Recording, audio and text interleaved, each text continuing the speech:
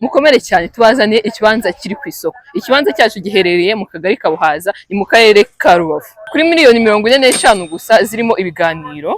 Imagine rero kuri miliyoni 45 zirimo ibiganiro ugatunga ikibanza gikora ku mihanda ibiri. Aya mahirwe n'ahandi aboneka uretse muri GC gusa, niho tuba dufite amakuru yuzuye atariho ivumbi, amakuru ashobora kugufasha kwitungira ikibanza nk'iki mu mujyi wa Rubavu. Karibu mo indani tubereke.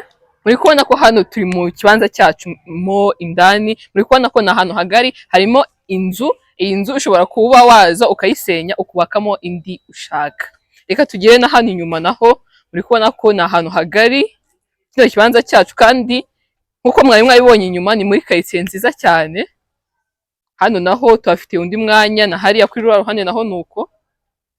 Akenshi inzu nk'izi uraza ukazikomerezaho wubaka, gutangira wubaka no kuvugurura biratandukanye cyane.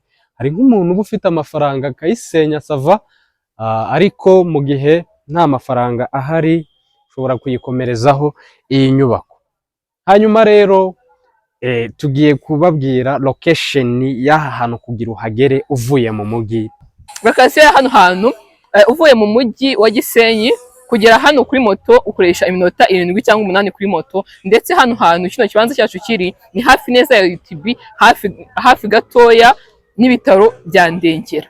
Uramutse ushaka kino kibanza watwandikira cyangwa se ukaduhamagara kuri numero uri kubona muri screen yawe, ndetse ukabana dusura ku mbuga dukoresha zose, haba TikTok, haba Instagram, haba YouTube, hose ni kuri Gisenyi Komisiyoneri. Ibihe byiza, turabakunda cyane.